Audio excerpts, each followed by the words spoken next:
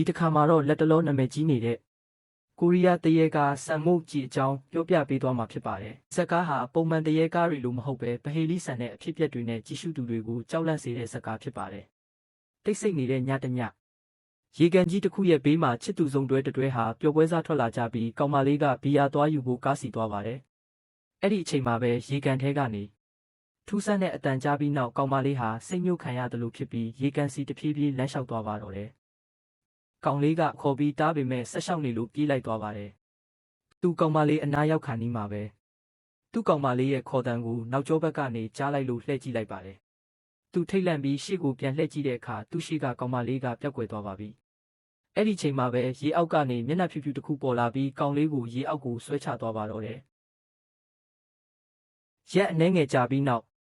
Road Media ကုမ္ပဏီမှာအရေးပေါ်အစည်းအဝေးကျင်းပနေကြပါတယ်။အကြောင်းကတော့စထွေပြိုးမှတ်ပုံမှာထူးဆန်းတဲ့ဓာတ်ပုံတစ်ပုံပေါ်လာလို့ဖြစ်ပါတယ်။ဓာတ်ပုံထဲမှာရေကန်ထဲကနေလူတစ်ယောက်လိုစိုက်ကြည့်နေတဲ့တရေမျက်နှာကိုတွေ့ရပါတယ်။စစ်ဆေးကြည့်တဲ့အခါအဲ့ဒီပုံဟာလိမ်ညာထားတာမဟုတ်သလိုစော်ဝဲအဲ့ဒါလည်းမဟုတ်ပါဘူး။ပိုပြီးထူးဆန်းတာကအဲ့ဒီဓာတ်ပုံရဲ့မူရင်းစစ်မြစ်ကိုတော့မသိရတာပါ။ဒါကြောင့်ကုမ္ပဏီဟာဆန်မုတ်ကြီးရေလောင်ကန်ကိုအဖွဲတစ်ဖွဲလွတ်ပြီးပြန်လည်ရိုက်ကူးဖို့ဆွေးနွေးတဲ့အခါစူအင်းကသွားဖို့ဆုံးဖြတ်လိုက်ပါတယ်။စူအင်းသွားခြင်းတဲ့အကြောင်းရင်းကတော့ပျောက်ဆုံးနေတဲ့စီနီယာယွန်းကိုစိုးရိမ်နေတာကြောင့်ဖြစ်ပါတယ်။သူမနဲ့အတူစံပင်ဆယ်ယွန်းကြောင်ထဲကြောင်ချောတို့လိုက်ပါသွားကြပါတယ်။လမ်းတစ်လျှောက်မှာဆယ်ယွန်းကဆန်မို့ကြီးရေကန်ရဲ့ဒဏ္ဍာရီတွေကိုပြောပြနေပါတယ်။ရေကန်ဟာတစ်ချိန်ကတင်ချိုင်းမြေဖြစ်ခဲ့ပြီးရေလောင်ကန်ဆောက်တဲ့အချိန်မှာအလောင်းတွေကိုမရွှေ့ပဲရေဖြည့်လိုက်တာကြောင့်ဒီရေကန်မှာရေတရေတွေနေထိုင်နေတယ်လို့သတင်းကြီးနေခဲ့တာပါသူတို့ရောက်ချင်းမှာပဲထူးဆန်းတဲ့ကြောက်စီဒီတစ်ခုကိုကားနဲ့တိုက်မိပါတယ်ဇီဒီဘော်ကပကံတစ်လုံးကျလာပြီးဘေးမှာအဖွားအိုတယောက်ရောက်လာပါတယ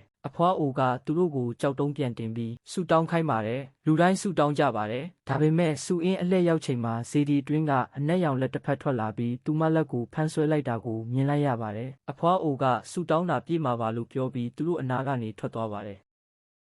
ဆန်မုတ်ကြီးရေကန်ဘေးမှာအဖွဲ့သားတွေဟာအလုတ်စတင်ဖို့ပြင်ဆင်နေကြပါတယ်။အဲ့ဒီအချိန်မှာကြောင်ထဲငါးများဖို့ယူလာတဲ့ငါးစာဘူးကိုစူအင်းဘူးဖွင့်လိုက်တဲ့အချိန်အထဲမှာပိုးကောင်တွေအများကြီးလှုပ်ရှားနေတာကိုမြင်လိုက်ရပြီးသူမထိတ်လန့်သွားပါတယ်။တစ်ဖက်မှာတော့ဆယ်ယွန်းဟာ YouTube Channel လုပ်နေတာဖြစ်ပြီးတရေဇလန်ရိုက်ကူးဖို့စိတ်အားထက်သန်နေပါတယ်။စူအင်းကအားလုံးကိုဟွန်းတီးလိုက်ပြီး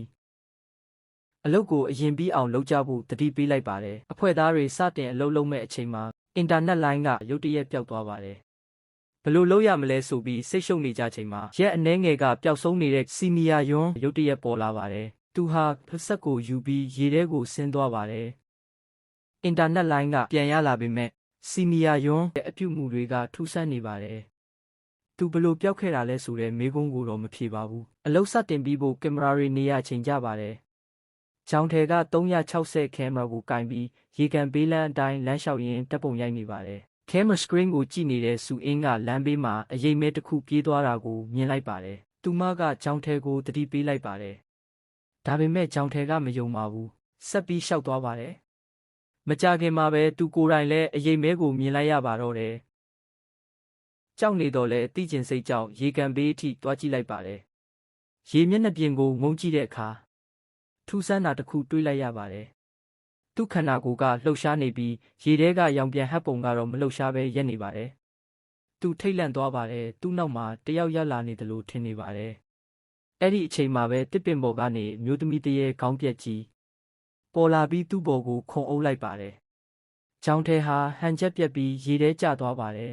။သူပြန်တက်လာနိုင်ပေမဲ့သူ့စိတ်ထဲမှာတော့တရေကိုတကယ်မြင်ခဲ့ရပြီဆိုတဲ့ကြောက်ရွံ့မှုကအမြင့်တွယ်သွားပါပြီညနေဘက်ရောက်လာတဲ့အခါကင်မရာမှတ်တမ်းကိုပြန်ကြည့်ရင်စူအင်းဟာတရေခေါ်တဲ့အရာတစ်ခုနဲ့ဆက်ဆက်နေတဲ့အထောက်အထားတွေကိုတွေ့လိုက်ရပါတယ်။သူမကအလုပ်ကိုမနှက်ဖြန်မှဆက်လုပ်ချင်တယ်လို့ဆုံးဖြတ်ပေမဲ့ကုမ္ပဏီကအတင်းအကျပ်ဆက်လုပ်ခိုင်းပါတယ်။ရေကန်နားမှာသူမစိတ်ညစ်နေတော့ရုတ်တရက်စီနီယာယွန်းရောက်လာပါတယ်။အားလုံးအလုပ်ကိုဆက်လုပ်ကြဖို့ပြောပြီးထွက်သွားပါတယ်။ညမှောင်လာတာနဲ့ဆယ်ယွန်းကသူမရဲ့ YouTube Channel အတွက်ဗီဒီယိုရိုက်ဖို့ကင်မရာကိုဖွင့်လိုက်ပါတယ်။တရေရှာတဲ့ဆက်ကိုလည်းဖွင့်ပြီးပတ်ဝန်းကျင်ကိုစကန်လုပ်ကြည့်နေပါတယ်။ဘာမှမတွေ့ရသေးပါဘူး။စူအင်းရဲ့စိတ်ထဲမှာတော့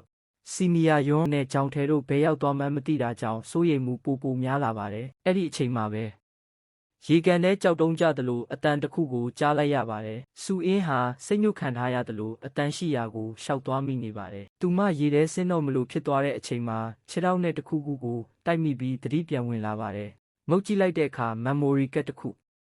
သူမကကောက်ယူပြီးဆယ်ရုံးနဲ့အတူလက်တော့ထည့်ကြည့်လိုက်တဲ့အခါပုံတွေရဲ့နောက်ခံကထူးဆန်းနေပါတယ်။အခုသူတို့ရက်နေတဲ့နေရာမှာရှိတဲ့ကြောက်စီတီဟာကမ်းပေါ်မှာရှိနေတင်ပေမဲ့ဓာတ်ပုံထဲမှာတော့ရေကန်ထဲမှာဖြစ်နေပါတယ်။ပိုပြီးသေချာကြည့်လိုက်တဲ့အခါစီနီယာယွန်းဟာကြောက်တုံးတင်နေတဲ့ပုံမဟုတ်ပဲစေတီကိုဖျက်ဆီးနေတယ်လို့မြင်ရပါတယ်။အဲ့ဒီအချိန်မှာပဲဂီထဲစီကဖုန်းဆက်လာပါတယ်။စီနီယာယွန်းတည်သွားပြီဖြစ်ကြောင်းပြောပါတယ်။စူအင်းခဏလောက်အသက်ရှူဖို့တောင်မေ့သွားပါတယ်။ဒါဆိုဒီနေ့တစ်နေ့လုံးသူတို့နဲ့အတူသွာလာနေတဲ့စီနီယာယွန်းကဘာတူလဲ။အဲ့ဒီအချိန်မှာဖုန်းလိုင်းပြတ်သွားပါတယ်။တစ်ဖက်မှာတော့စံပင်နဲ့ကြောင်ချောတို့ဟာစိုးရိမ်မှုတွေကိုမေ့ဖို့ရေကန်နဲ့ကြောက်တုံးပစ်ကစားနေကြပါတယ်။ရုတ်တရက်ရေကန်အလဲကနေတစ်ခုခုလေးထဲပြန်လာပြီးသူတို့ရဲ့မီးတိုင်ကိုတိုက်ချလိုက်တဲ့အခါမှောင်သွားပါတယ်။ flashlight နဲ့ကြည့်လိုက်တဲ့အခါသူတို့ရဲ့ရှေ့မှာကျနေတဲ့အရာဟာကြောက်တုံးမဟုတ်ပါဘူး။တေဆုံးနေတဲ့ကြီးကန်းတစ်ကောင်ဖြစ်နေပါတယ်။လူတိုင်းထိတ်လန့်သွားကြပါတယ်။အဲ့ဒီအချိန်မှာဆယ်ရုံးရဲ့တရေအတန်ဖန်းဆက်ကအလိုလိုပွင့်လာပါတယ်။အတန်တန်ထွက်လာပါတယ်။ကြောင်ချောကဒေါသထွက်ပြီးစက်ကိုယူပြီးပြောလိုက်ပါတယ်။ဒါပေမဲ့တစ်ဖက်ကဘာမှပြန်မဖြေပါဘူး။မင်းတို့ကြောင့်ငါတေခဲ့ရတာဆိုတဲ့စကားကိုသာထက်ခါပြောနေပါတယ်။အတန်ကတဖြည်းဖြည်းကျယ်လာပါတယ်။အားလုံးလန့်သွားကြပါတယ်။စူအင်းကချက်ချင်းစက်ကိုပိတ်ပစ်လိုက်ပြီးကြောင်ထဲကိုလိုက်ရှာပါတယ်။ဒါပေမဲ့နောက်ကျသွားပါပြီ။အဲ့ဒီအချိန်မှာပဲကြောင်ထဲဟာစီနီယာယွန်းရဲ့လှည့်ဖြားမှုကြောင့်ရေကန်လယ်မှာပိတ်မိသွားပြီးရေထဲကနေခေါင်းပြက်တရေတွေရာနဲ့ချီပြီးပေါ်လာပါတော့တယ်။သူ့ပတ်လည်မှာတေဆုံးသူတွေရဲ့မျက်နှာတွေဝိုင်းရံလာတဲ့အချိန်ကြောင်ထဲဟာကြောက်လန့်ပြီးဓမီနဲ့ထိုးကြည့်နေပါတယ်။ကြောင်ထဲပြေးဖို့ကြိုးစားပေမဲ့ရေအောက်ကနေလက်မဲတွေထွက်လာပြီးရေအောက်ထဲဆွဲချခံလိုက်ရပါတော့တယ်။တစ်ဖက်မှာတော့စံပင်နဲ့ဆယ်ယွန်းတို့ဟာစီနီယာယွန်းကိုလိုက်ရှာနေကြပါတယ်။ရုတ်တရက်တရေရှာတဲ့ဆက်မှာလူရိတ်တစ်ခုပေါ်လာပါတယ်။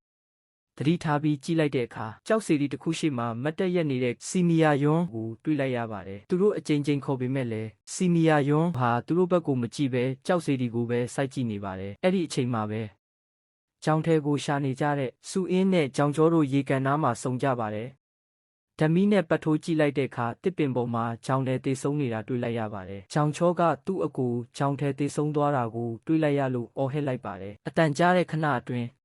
းစီနီယာယွန်းရဲ့ခန္ဓာကိုယ်အနာကအရေးမဲတစ်ခုရုတ်တရက်လှုပ်ရှားလာပြီးစံပင်နဲ့ဆယ်ယွန်းတို့စီကိုအရှိန်ပြင်းပြင်းနဲ့ပြေးဝင်လာပါတော့တယ်။သူတို့နှစ်ယောက်ကြောက်လန့်ပြီးပြေးကြရတဲ့အချိန်မှာစူအင်းတို့နဲ့ဆုံပါတယ်။စူအင်းကစီနီယာယွန်းဟာတေပြီးဖြစ်ကြောင်းပြောပြလိုက်တဲ့အခါလူတိုင်းတုန်လှုပ်သွားကြပါတယ်။ဒါဆိုဒီနေ့တစ်နေ့လုံးသူတို့နဲ့တူတွာလာနေတဲ့သူကဘာတူလဲ။အဲ့ဒီအချိန်မှာပဲ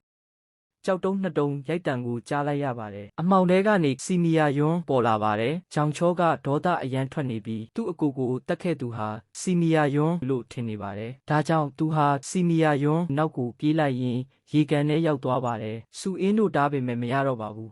။စီနီယာယွန်းကရေကန်အလဲထိသွားနေပါတယ်။ကြောင်ချောလဲနောက်ကနေလိုက်နေပါတယ်။နောက်ဆုံးမှာတော့သူဖမ်းမိသွားပါတယ်။ဒါပေမဲ့သူဖမ်းလိုက်တဲ့အရာဟာစီနီယာယွန်းဟုတ်တော့ပဲပုတ်ပွားနေတဲ့မျက်နှာကြီးဖြစ်နေပါတယ်။ကြောင်ချောထိတ်လန့်သွားတဲ့အချိန်မှာရေအောက်ကနေလက်တွေအများကြီးထွက်လာပြီးတော့သူ့ကိုဆွဲချသွားပါတော့တယ်။စူအင်းတို့ဟာဘာမှမတတ်နိုင်တော့ပဲကားနဲ့ထွက်ပြေးဖို့ဆုံးဖြတ်လိုက်ကြပါတယ်။ဒါပေမဲ့ဘယ်လမ်းမောင်းတူညီတဲ့လမ်းစုံကိုပဲပြန်ရောက်နေပါတယ်။ GPS ကလည်းမှားနေပါတယ်။လမ်းတွေကလည်းပြောင်းလဲနေပါတယ်။ချိန်ကြာလာတာနဲ့အမျှသူတို့သိလာတာတစ်ခုရှိပါတယ်။ဒီနေရာကသူတို့ကိုမထွက်ခွာစေချင်တော့ပါဘူး။တစုံတရာက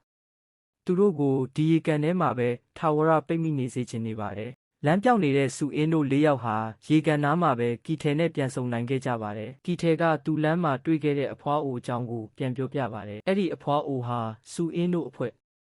ကြောက်တုံးစီဒီနားမှာတွေ့ခဲ့တဲ့အဖွားအိုပဲဖြစ်ပါတယ်။သူမကဆမ်မို့ဂျီရေကန်ထဲကြာဖူးပြီးအသက်ရှင်ထွက်လာနိုင်ခဲ့တဲ့တူးလေးသောလူဖြစ်တယ်လို့ပြောခဲ့ပါတယ်။ဒါပေမဲ့သူမရဲ့သမီးကတော့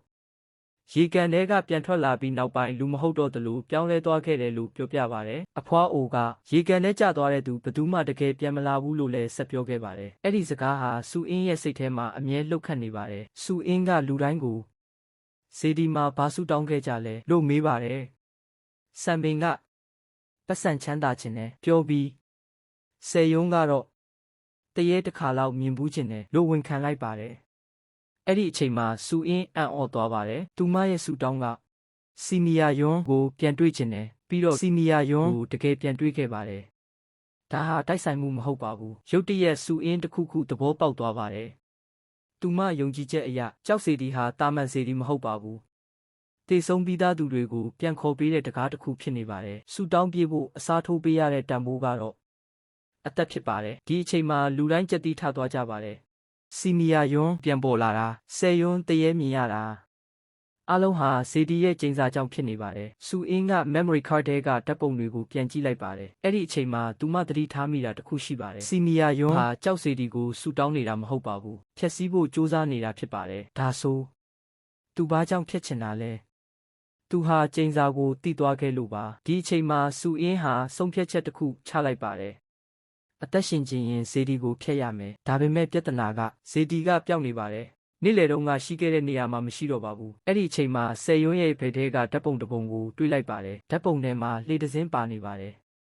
ဒါပေမဲ့အခုသူတို့ရက်နေတဲ့နေရာမှာလှေမရှိပါဘူးဒါကြောင့်ဇေဒီဟာရေကန်ရဲ့တစ်ဖက်ကမ်းမှာရှိနေမယ်လို့စူအင်းခံမှန်းလိုက်ပါတယ်ဒါပေမဲ့အဲ့ဒီအချိန်မှာပဲ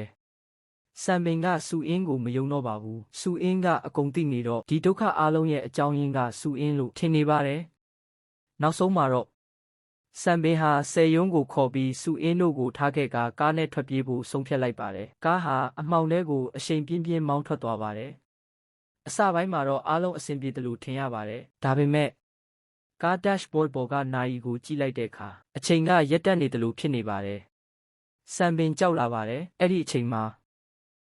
ကားမိုးပေါ်ကနေတစုံတရာဟာတဖြည်းဖြည်းငုံကြည့်လာပါတော့တယ်စံပင်ကြောက်လန့်ပြီးကားကိုအမြန်ဆုံးမောင်းပြေးလိုက်ပါတယ်စံပင်နဲ့ဆယ်ယွန်းတို့မောင်းနေတဲ့ကားဟာလမ်းမကြီးပေါ်ရောက်လာပါတယ်။မီးရောင်တွေမြင်ရလို့ရေကန်ကနေလွတ်မြောက်လာတယ်လို့ထင်ပြီးသူတို့နှစ်ယောက်ဝမ်းသာလွန်လို့ငိုမိကြပါတယ်။ဒါပေမဲ့စံမို့ကြီးကအဲ့ဒီလောက်လွယ်လွယ်နဲ့လွတ်ပေးမဲ့နေရာမဟုတ်ပါဘူး။ရုတ်တရက်ရဲကားတစ်စီးပေါ်လာပါတယ်။ရဲနှစ်ယောက်ဆင်းလာပြီးဘက်ထရီချိတ်ပြီးစနိုးပေးဖို့အကူအညီတောင်းပါတယ်။အစပိုင်းမှာတော့ပုံမှန်ပဲထင်ရပါတယ်။ဒါပေမဲ့ရဲတယောက်ကဆယ်ယွန်းကိုမေးခွန်းတွေမေးလာတဲ့အခါသူမေးတဲ့ဟာတွေကတရေအတန်ဖန်းဆက်ထဲကမေးခဲ့တဲ့စကားတွေနဲ့တလုံးမကြံတူနေလို့ပါရဲသားကခေါင်းကိုဖြည်းဖြည်းချင်းလှည့်လိုက်ပါတယ်အဲ့ဒီအချိန်မှာသူ့မျက်လုံးတွေကသွေးနီအောင်ပြောင်းသွားပါတယ်ဆယ်ယွန်းအော်ဟစ်လိုက်ပါတယ်တစ်ဖက်မှာစံပင်ကကားမီးဖွင့်လိုက်ပါတယ်အဲ့ဒီအချိန်မှာသူ့ခန္ဓာကိုယ်တစ်ခုလုံးအေးဆက်သွားပါတယ်ရှေ့မှာလမ်းမကြီးမဟုတ်ပဲရေကန်ပဲရှိနေပါတယ်စံမို့ကြီးဟာသူတို့ရဲ့စိတ်ကိုလှည့်စားခဲ့တာပါအဲ့ဒီအချိန်မှာစူအင်းနဲ့ကီထဲတို့ဟာဇေဒီရှိရာကိုရှာဖွေနေကြပါတယ်။အော်တန်ကြားလို့ပြေးကြည့်လိုက်တဲ့အခါဆယ်ယွန်းကကားအောက်မှာကြောက်လန့်ပြီးပုန်းနေပါတယ်။စံပင်ကကားပေါ်မှာစူအင်းကထွက်လာဖို့ခေါ်နေတော့ကားကဆက်နိုးလာပြီးဆယ်ယွန်းကိုအပိုင်းပိုင်းကျိတ်နေပါတယ်။စံပင်လည်းကားထဲကနေကျလာပြီးရေကန်ရဲ့တားကောင်ဖြစ်သွားကြပါတယ်။နောက်ဆုံးမှာတော့ရေကန်ကန့်ဆက်နာကလှေတစ်စင်းကိုတွေ့လိုက်ရပါတယ်။စူအင်းကလှေပေါ်တက်လိုက်ပါတယ်။ကီထဲကကမ်းပေါ်ကနေလိုက်ကြည့်နေပါတယ်စူအင်းတေချာကြည့်လိုက်တဲ့အခါလေလော်နေတဲ့သူကစီနီယာယွန်းဖြစ်နေပါတယ်စီနီယာယွန်းကစူအင်းကိုကြည့်ပြီးဒီအရာအလုံးကမင်းကြောင့်မင်းသာအဲ့ဒီနေ့အလုပ်ကိုမငင်းခဲ့ရင်ငါဒီမှာတေမှာမဟုတ်ဘူးလို့ပြောပါတယ်အဲ့ဒီအချိန်မှာစူအင်းနားလဲသွားပါတယ်စီနီယာယွန်းကိုဒီနေရာလာခိုင်းခဲ့တာဟာသူမဖြစ်ပါတယ်သူမဓာတ်မီထိုးကြည့်လိုက်တဲ့အခါစီနီယာယွန်းကမရှိတော့ပါဘူးပတ်ဝန်းကျင်ကိုလိုက်ရှာကြည့်လိုက်တော့မင်းလဲငါတို့နဲ့အတူနေခဲ့တော့ဆိုပြီးရေထဲဆွဲချလိုက်ပါတော့တယ်စူအင်းဟာရေအောက်အနက်ကြီးထဲကျသွားပါတယ်ပြီးတော့သူမမျက်စိရှိမှမြင်လိုက်ရတဲ့မြင်ကွင်းကကြောက်စရာအကောင်းဆုံးဖြစ်နေပါတယ်ရေကန်အောက်မှာရာနဲ့ချီတဲ့အလောင်းတွေမတ်တက်ရက်နေကြပါတယ်သူတို့အားလုံးဟာစံမို့ကြီးရဲ့တားကောင်တွေဖြစ်ကြပါတယ်စူအင်းရဲ့ခြေထောက်ကိုလည်းရေအောက်ကနွယ်ပင်တွေဖမ်းဆီးထားပါတယ်အသက်ရှူလို့မရတော့ပါဘူးအဲ့ဒီအချိန်မှာကီထဲကရေထဲခုန်ဆင်းလာပါတယ်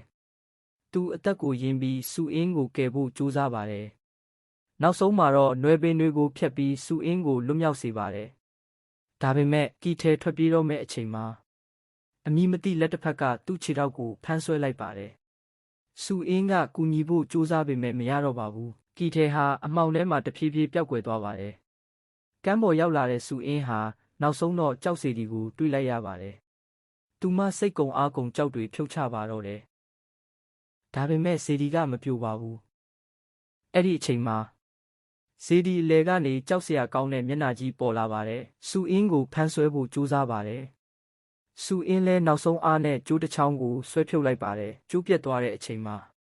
ထမင်းပကံကအနက်ရောင်ပြောင်းသွားပြီးမြေကြီးပေါ်ကျကွဲသွားပါတယ်။နောက်ဆုံးတော့ဇေဒီကြီးပြိုကျသွားပါတော့တယ်။ရက်အနှဲငယ်ကြာပြီးနောက်အားလုံးပြီးဆုံးသွားပြီလို့ထင်ကြပါတယ်။ဒါပေမဲ့နောက်ဆုံး twist ကအခုမှစတာပါ။ကုမ္ပဏီဒါရိုက်တာကကီထဲကိုအမှန်တရားတစ်ခုပြောပြလိုက်ပါတယ်။စီနီယာယွန်းဟာဆေးရုံမှာမတည်ခဲ့ပါဘူး။ဆမ်မို့ဂျီရီကန်မှာပဲရေနစ်တည်ဆုံးခဲ့တာဖြစ်ပါတယ်။ဒါဆိုဇေဒီဖြတ်လိုက်လို့ကျိန်စာပျောက်သွားတယ်ဆိုတဲ့ theory ကမှားနေပါတယ်။အဲ့ဒီအချိန်မှာကီထဲရဲ့ခြေထောက်အောက်ကနေအနက်ရောင်ရည်တွေစီးထွက်လာပါတယ်။ရုံးခန်းတစ်ခုလုံးပျောက်ကွယ်သွားပြီးသူဟာဆမ်မို့ဂျီရေကန်လဲမှာရက်နေပြန်ပါတယ်။ရှေ့မှာစူအင်းရက်နေပါတယ်။ဒါပေမဲ့သူမဟာလူသားမဟုတ်တော့ပါဘူး။တရေတကောင်ရဲ့မျက်နှာနဲ့ကီထဲကိုစိုက်ကြည့်နေပြီးတော့ဘယ်အရာကိုမှမယုံကြည်နဲ့လို့ပြောလိုက်ပါတယ်။စောမော့ဂျီစကားဟာဒီနေရာမှာအဆုံးသတ်သွားပါတော့တယ်။အဓိပ္ပာယ်ကတော့ဆမ်မို့ဂျီရေကန်ကနေဘယ်သူမှတကယ်မလွတ်မြောက်နိုင်ခဲ့ဘူးဆိုတာကိုညွှန်းထားတာဖြစ်ပါတယ်။ကြည့်ရှုပေးလို့ကျေးဇူးတင်ပါတယ်။